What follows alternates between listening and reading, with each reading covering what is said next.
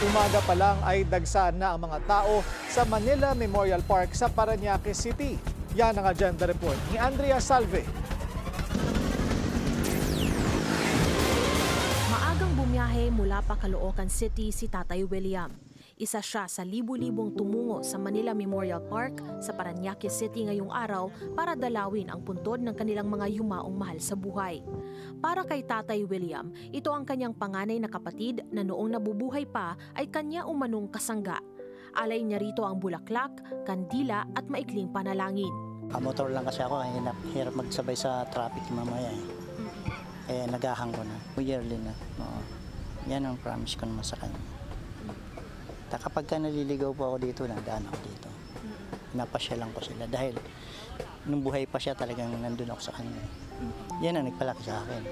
Simula ngayong araw, 24 oras nang bukas sa publiko ang Manila Memorial Park. At pagdating ng Lunes, November 3, magsasara ito ng alas 6 ng gabi. Marami sa mga tumungo sa sementeryo ay nagtayo na ng kani-kanilang tolda. Meron ding dalang camping chairs at pagkain. Pero para sa mga walang baon, walang dapat ipangamba kasi maraming pagpipilian sa hile-hilerang food stalls sa loob ng sementeryo. Sa Manila Memorial Park din nakahimlay ang mga labi ng ilang sikat na personalidad.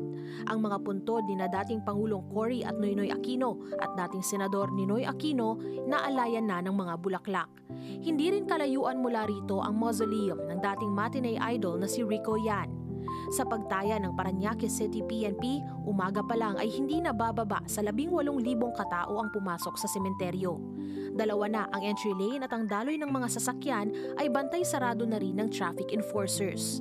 Nakapwesto rin sa labas ang Parañaque City DRRMO. May field observers and other deployed personnel inside na through radio na nararadyohan agad dito sa ating field command vehicle and agaran naman na may deployment. Para sa mga magdadala ng mga alagang hayop, paalala ng MMP ay tiyaking palaging kasakasama ang mga alaga. Huwag din daw lalapit sa mga pusa at aso at unahin ang kaligtasan sa anumang oras. Para sa agenda, Andrea Salve, Billionaire News Channel.